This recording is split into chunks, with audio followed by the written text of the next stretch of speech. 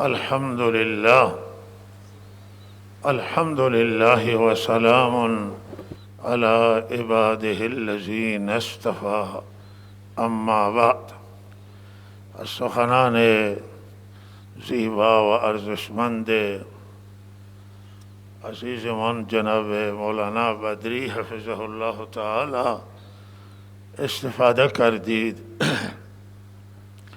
سخن اول بنده هم در همین راستا خدمت شما عرض می شود که بالاترین کتاب توی دنیا و بزرگترین کتاب و مقدسترین کتاب قرآن عظیم الشان هست. این کتاب رب الارباب هست، کتاب پروردگار همه جهانیان، پروردگار همه عالمیان هست. کتابی است که در او باطل ره نداره و او را خدا کتاب عزیز می نامه، کتاب حکمت می نامه، کتاب نور می نامه، کتاب رحمت می نامد. کتاب عظیم و بزرگی است و این کتاب هدایت نامه پروردگار هست. هدایت در قرآن عظیم الشان هست. امروز این گلایه در ناحیه بشر و انسان موجود هست.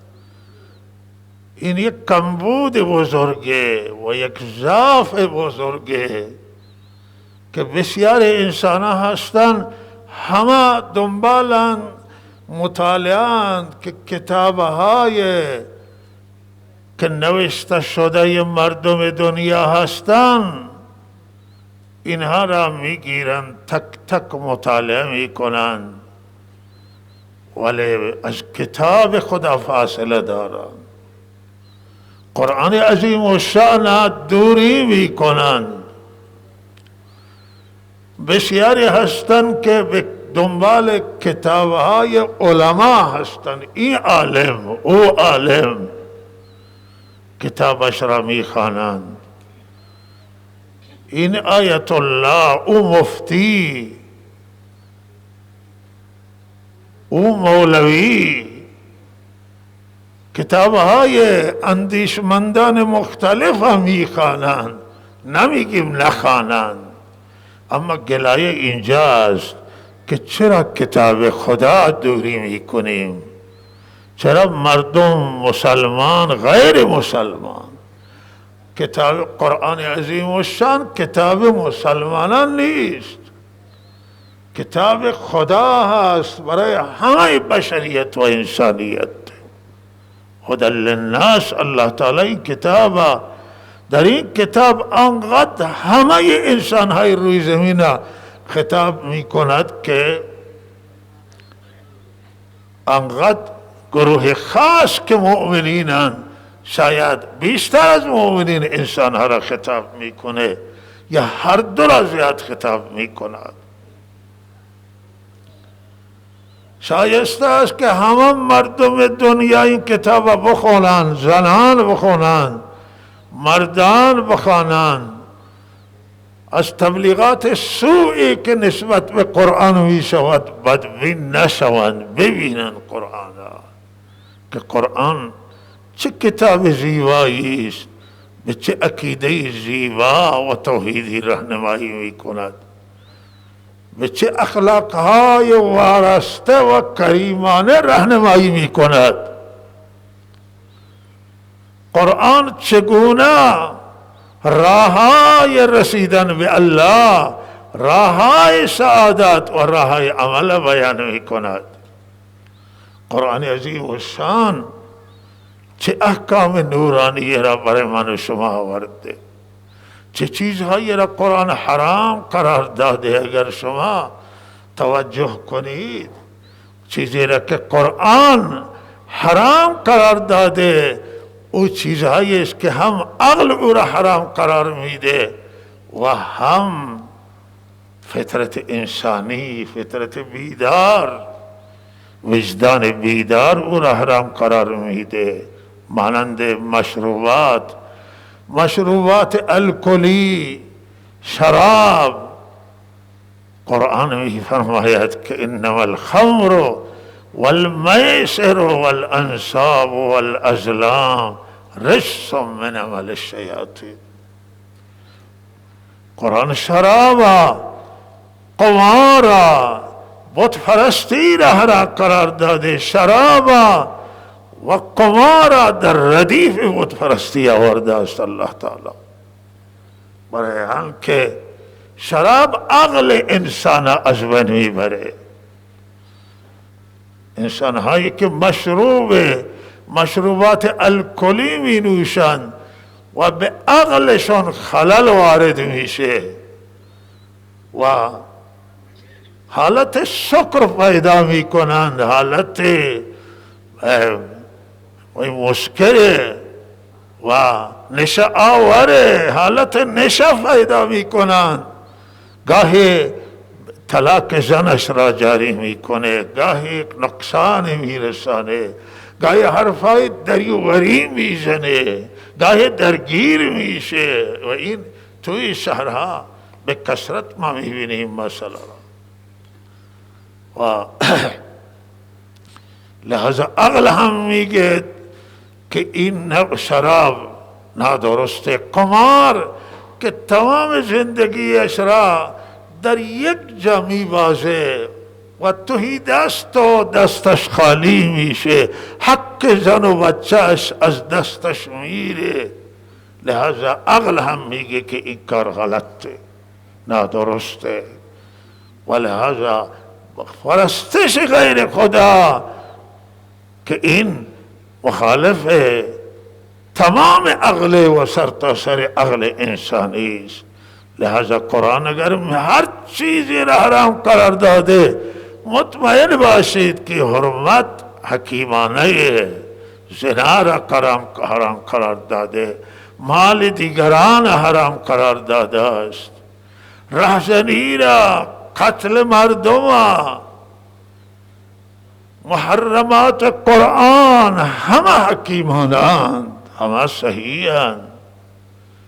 و لہذا این کتاب آسمانی است، کتابی است که به تعبیر علامه اقبال حکمتی او لا یزال است و قدیم.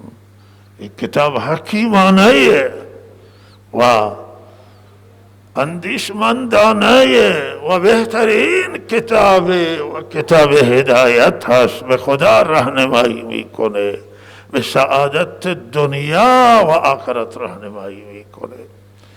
و لہذا این کتاب ما محکم بگیریم. و همه انبیاء در یک مسیر بودند، همه انبیاء علیهم السلام در رأس حضرت ابراهیم علیه السلام که بالاترین پرچم بردار توحید بودند و در شرایط تاریک دنیا پرچم توحید را بلند کردند. و دین ابراهیم را الله ابراهیم می فرماید دینا قیما ملت ابراهیم حنیفا ثم اوحینا الیک ان اتبع ملت ابراهیم حنیفا. الله تعالی می فرماید ما به شما وحی کردیم ای رسول صلی الله علیه وسلم که شما اتباع ملت ابراهیمی را بکن.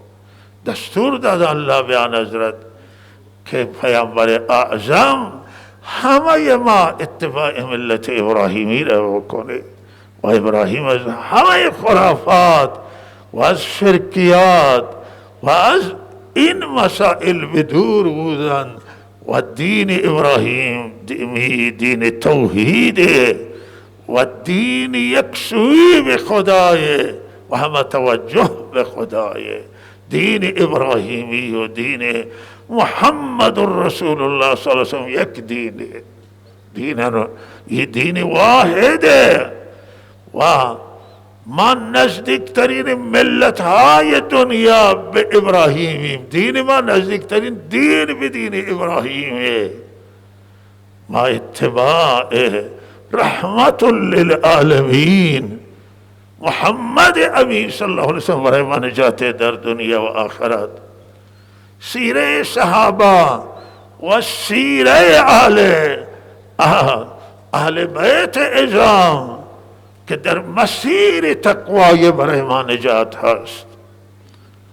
ما اگر این بزرگان اتباع می کنیم، اینها را در تقوا برای خودمون الگو بگیریم، در پرهیزگاری برای خودمون نمونه بگیریم، و اگر روز قیامت نجات میرسه و نجات بهست در اتباع سیره پاکانه، در اتباع و تابعداری محمد امین صلی الله علیه وسلم.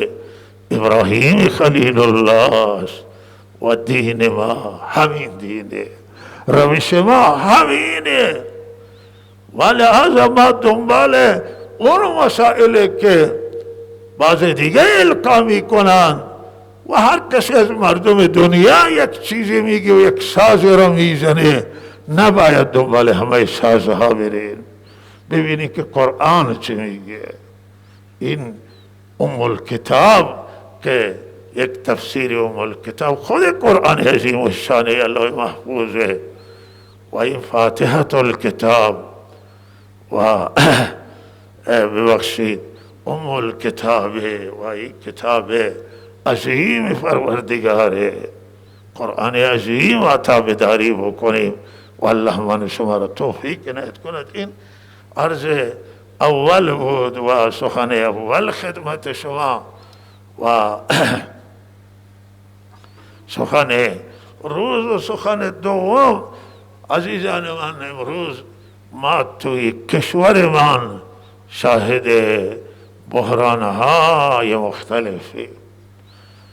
متاسفانه امروز توی همه دنیا به نوع بحران موجوده، ولی شاید بیشترین بحرانها همونن که توی کشور ما الان رخ دادند. از ناحیه‌های مختلف بحرانهای مختلف به کشور هجوم آوردند و دعا کنید که الله تعالی این بحرانها را برطرف بکند. از یک طرف ما میبینیم که منابع طبیعی و محیط زیست با بحران مواجه. این آتش ها را که ما میبینیم که توی کشور ما در جنگل ها میسوزند، جنگل های همه دنیا دچار آتش سوزی و حریق میشود و واقعا دل انسان میسوزه که این مناظر طبیعی و طبیعت سرسبز و شاداب دچار حریق و آتش میشود.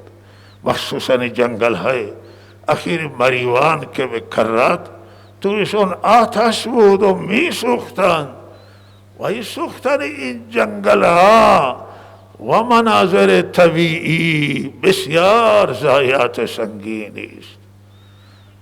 و این زمان محیط زیست حفظ میشه که این جنگل ها درخت ها همه اینا محفوظ بشه.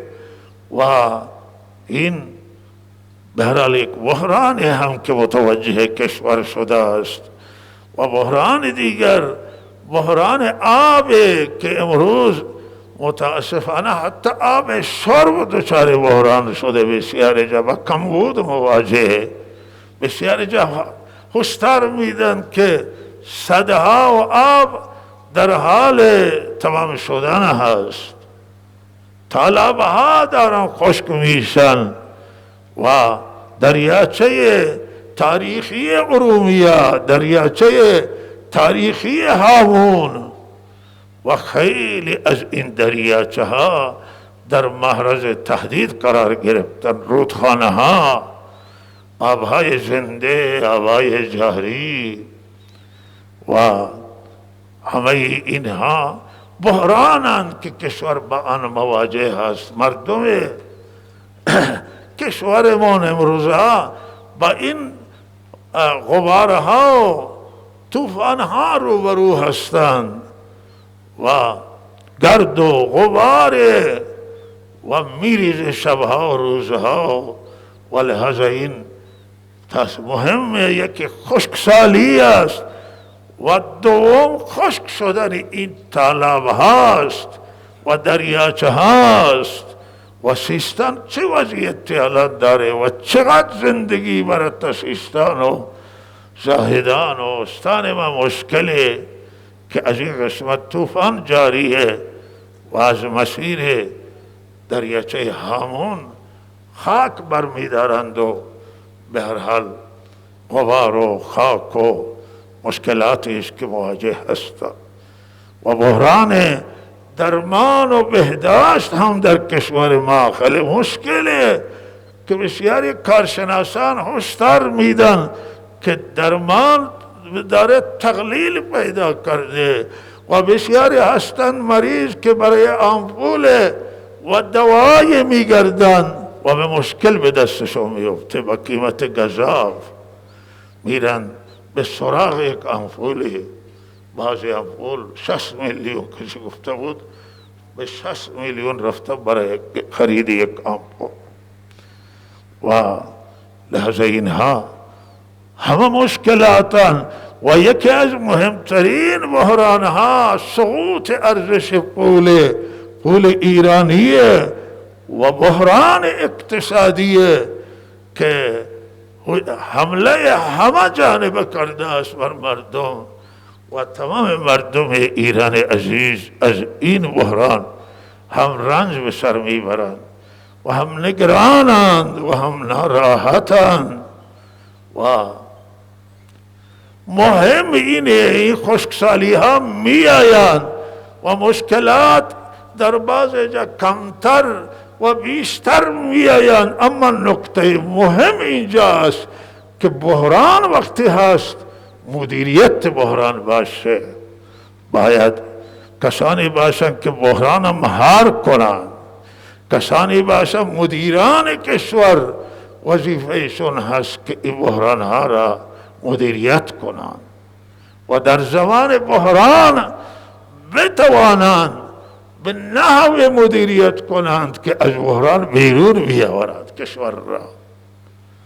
و ما احساس میکنیم، ملت احساس میکنه که امروز مدیران برنامه ریز و مدیرانی که بتوانند بحرانها را صحیح مدیریت کنند متاسفانه توی کشورشون با مشکل مواجه ندارند. مدیران ضعیفند و مدیران یا اختیارات ندارند و یا ضعیفند و برنامه ریزی این مدیریت ها حیاتیه برای اینکه ملت به زمین نخوره، این ملت با معضلات و مشکلات مواجه نشود، با بنبست روبرو نشه. کما اینکه الان همین داد و بیداد مردم، همین اعتراضات و همین فضاهای مجازی و رسانه‌ای همه حکایت از بحران ها میکنند. بحران هست و همون مقوله معروفی است که قضیتون ولا ابا حسن لها. اینجا قضیه به معنی بحرانه، بحران هست ولی حضرت علی وجود نداره.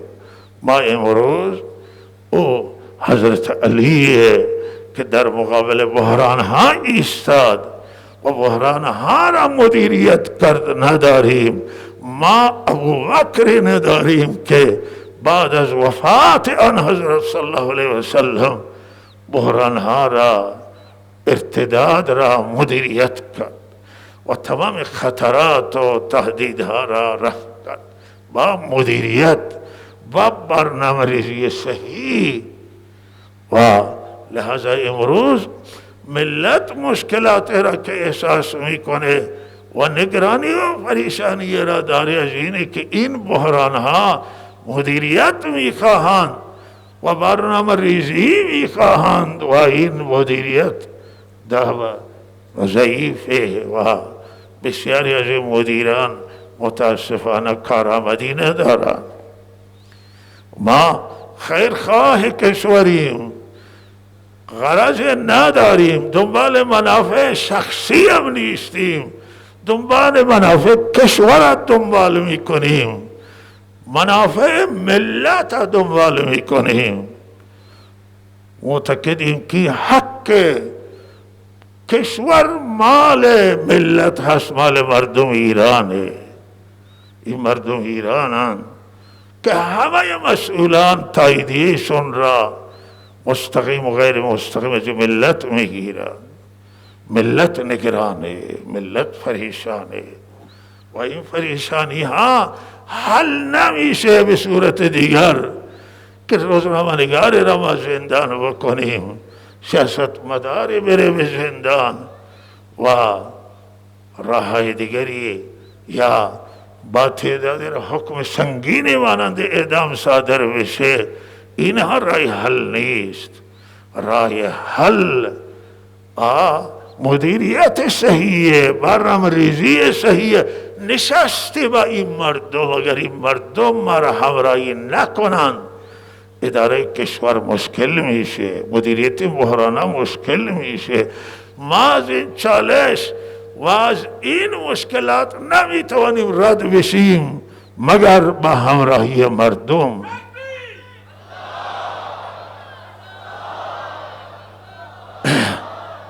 این که ما میگیم مردم همراهتون بکنید، این که میگیم مردم با مردم بشینید، حرف مردم را بشنوید، به زنان حرمت خاص قائل باشید. این زنان جایگاه دارن، حرمت دارن، محترمه.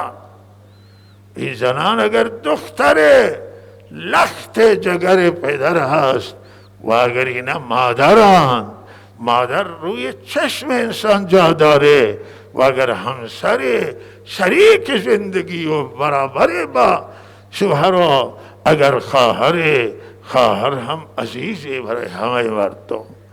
زنان حرمت بگذارید، به زنان احترام کنید. چیزی را که شما میخواهید او هم که در همون صورت بهترین صورتش که امکان پذیر و حکیمانه هست رعایت حرمت زنانه، رعایت کرامت زنانه، بها دادن به زنانه، زنان به جایگاهشون قرار بدید تا شما وقتی مسائلی را مطرح می کنید اونا بتوانم مسائل شما را بهتر مراعات کنم.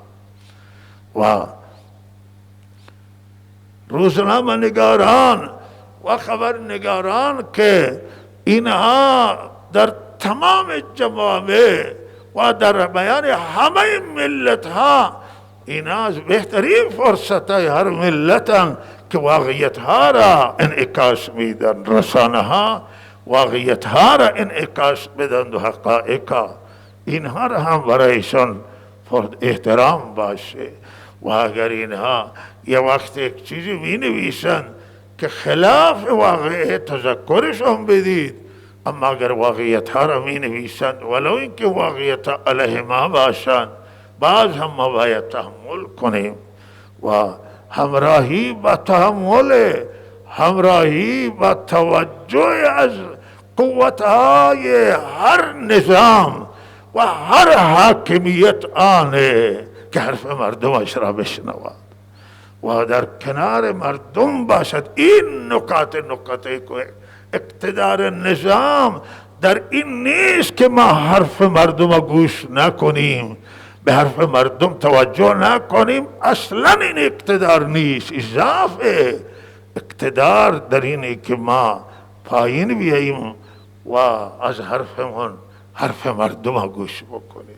این مردمی که ولی نعمتن، این مردمی که صاحب این ملکن، این مردمی که شهروندن و برای منافع خصوصا ملی تلاش میکنن. ما تلاشمون برای ملت منافع ملی ما عزت ایران می خواهیم، کشورمون می خواهیم و ما آبادانی این کشور را، ما اول برای مردم ایران منافع دنیا را دنبال می کنیم، آبادانی دنیا را می خواهیم، بعد منافع آخرت هم می خواهیم که مردم آخرتشون از دست نره و آخرتشون هم تباه نشود، هم دنیایشون آباد بشه و هم آخرتشون آباد بشه.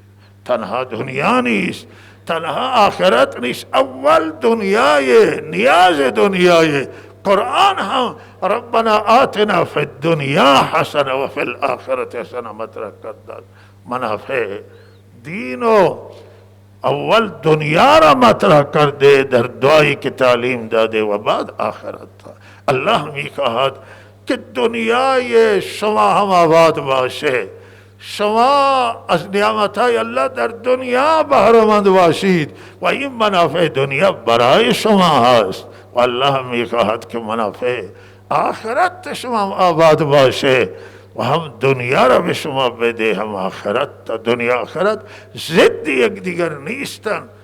سوء برداشت از دینه که ما خیال کنیم که دین و دنیا با هم ضدن و در تضاد. نه، دنیا برای منافع مایه و به دنیا هم زندگی نمیتوانیم بکنیم و لحاظا هم آبادانی دنیای شما هم آخرت شما مطلوب ماست و بقیه دست پروردگاره و تلاش و کوشش و دعاهای اگر باشه هم در همین زمینه که الله تعالی به این ملت و همه ملت مسلمان، همه بشریت و انسانیت هم دنیایشون آباد بکنه و هم آخرت عنایت کنه.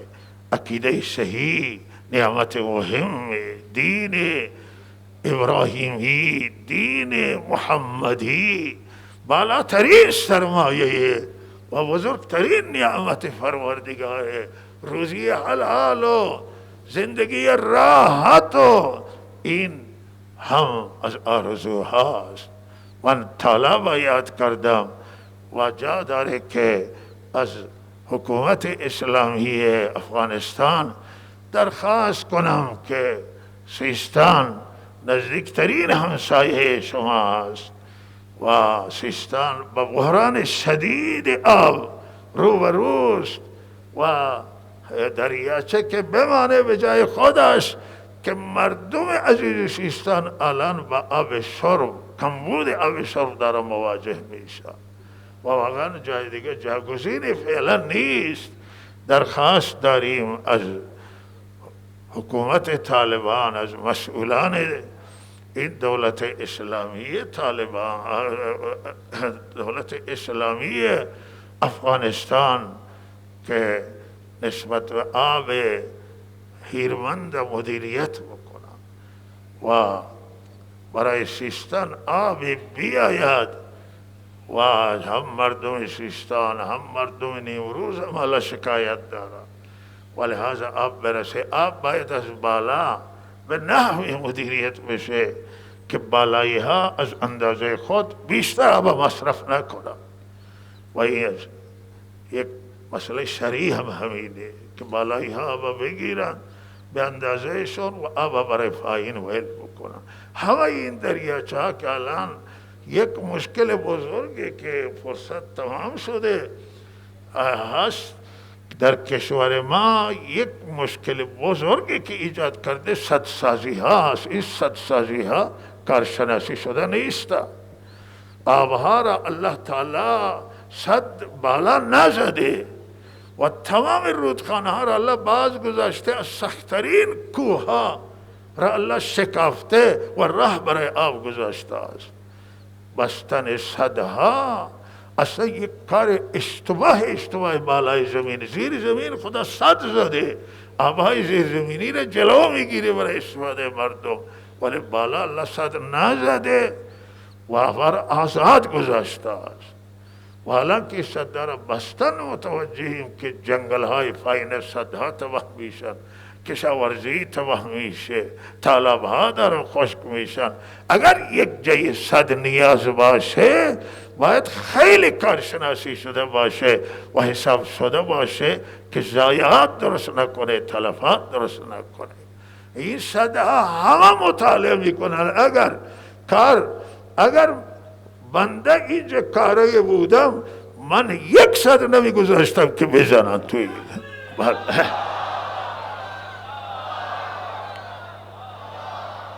مگر اینکه با کارشناسان خبره سنجش بکنه. حالا بعضی جا نیازی واقعا صد خیلی کمی، اما این صدا هر جایی که الله اینا رو به هر درجایچه‌ای که ریختن، به هر مرزی. حالا یک بدبختی بزرگه که آمده متوجه انسان است که این کشورها تلاش میکنن که آبهای خود را به کشور دیگه نگذارن، صد میزنن دو جلو. این غلطه.